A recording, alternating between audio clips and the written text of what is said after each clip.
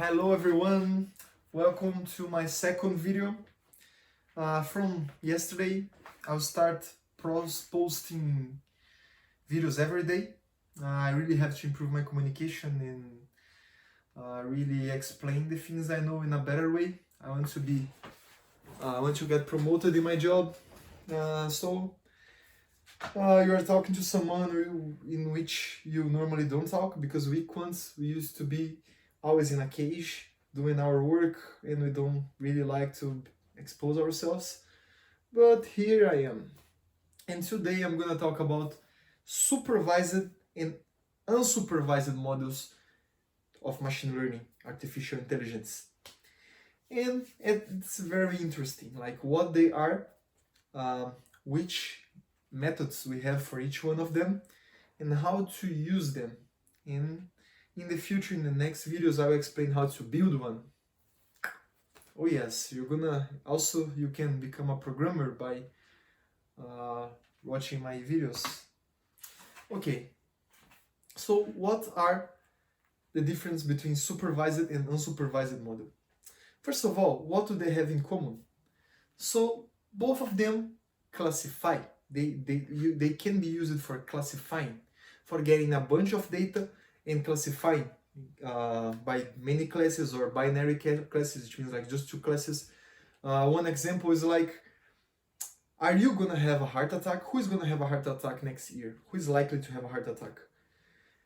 And then you get data from many people in many years, and the weight, lifestyle, if it's a smoker, non-smoker, age, if it's married or not. Probably if it's married, it's gonna be more likely to have a heart attack, because wives can be very boring. It has a quant joke, which is not fun at all. But okay. And then when you know if the person had a heart attack or not, so you use a fact. You're trying to find something. You're trying to find if the person will have a heart attack, and you get that data and try to link that data with the heart attack. So then you know when you train your model, you know based on that experience and based on that information, if this person is likely or not to have a heart attack. That's one example. So you know what you're looking for in the supervised. In the unsupervised, you don't know what we're looking for. One big example of the unsupervised is the k-means clustering. It basically get a bunch of data and they say, oh, okay, this group, those observations look like each other, have some things in common, and that another one has another things in common. So they use the data, the variables, or that if it's a text analytics, the words that are used in each text, to see the texts that are common with each other. In the unsupervised, we don't know exactly what we're looking for, but we know that something is different in another thing. And we can use it for segmenting customers, we can use it for finding unexpected things. Let's suppose that you are managing a website, or no, let's suppose that you are tracking the crime behavior, and then you use some data like, okay, this person is on the streets every time at that time, and some information about the activity of that person, of the people in general. And then you see, okay, there's those people here.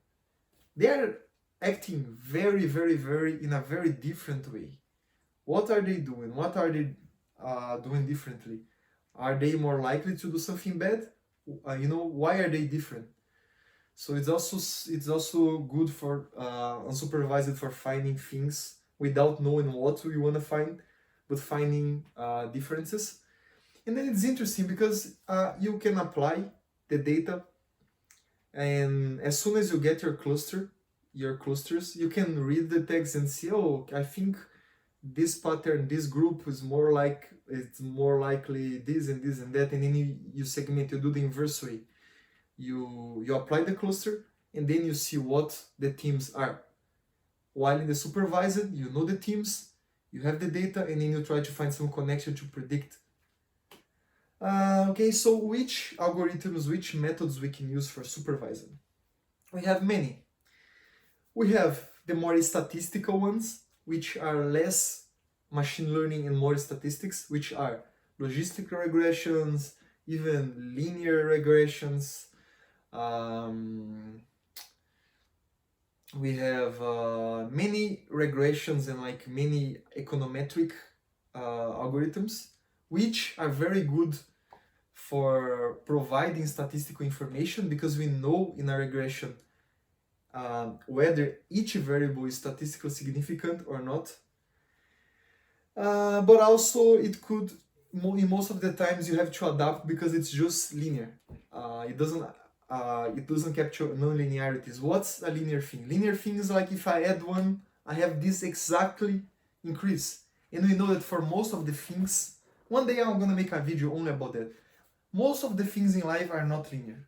So in many cases, logistic regression could have some bias in the conception, because it's just few things that are linear, you know, nothing is linear. Let's suppose I like to drink water. I'm very thirsty. The first water that I drink, very good. So my utility is high. The second, a little bit lower. The third, after 2 liters of water, it's negative. More water that I drink, the less happy I'm gonna become. It means that it's not linear. It's concave. You know, just an example. So then you can apply the machine learning. For example, we have decision trees, we have support vector machines, we have neural networks, which are more like deep learning, and I'll explain a little bit of each one. I'll have a video about each one of them, but let's suppose that decision trees, it's more like, first question, I want to know if I like candies. So do you like sugar? Oh yes, no. Oh, do you like? Oh yes, no. So you give like a lot of oh yes, no. Okay, what's your age? And between this, between that, and then start asking a lot of questions, and then it has a decision. So these are decision trees.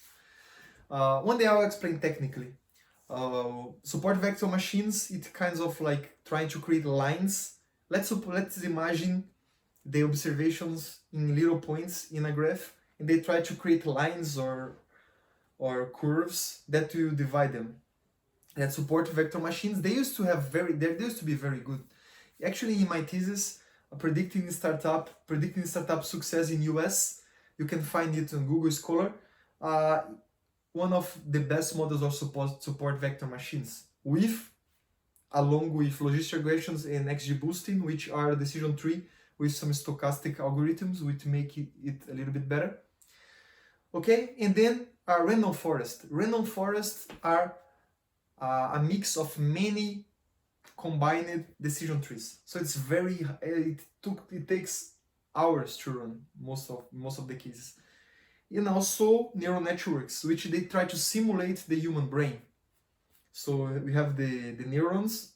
So we have lines of neurons, and the information comes and start filtering and learning with that information. It also takes hours, and it overfits a lot. It means that because we divide in training and testing. Training is like the observation that you wanna use for your model to learn.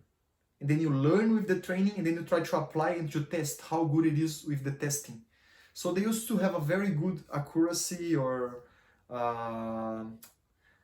ROC, like the accuracy measures, you know, the metrics to see if the model is good or not. It tends to be very good, but when you apply in the testing, it's not as good. It means that it's overfitting. So it used to overfit a lot and takes hours, such as random forest, to run your model. And unsupervised k-means clustering. We have k-means is the most famous. We have other types of clusterings. I've never had any real observation, any real things for my work or for the university, for my master's, that I had to do that I use an unsupervised, but it could be useful if you don't know what exactly you are looking for. If you have, for example, a website and you just want to segment your customers, but you don't know exactly what you're trying to find, you know, like, oh, what's the, you know, it would be good. And for other things as well. So thank you very much. I guess I could explain to you what is a supervised and unsupervised machine learning methods. And for the next videos, I will explain each method with the details And in the future, after more like 10 videos, I'm gonna make a model with you and you're gonna learn. Oh yes. Thank you very much for wasting your time again with me, and have a great night. I hope you are watching it in the night because I don't want to ruin your day with a lot of information, so you're gonna be thinking about it. Thank you and see you guys.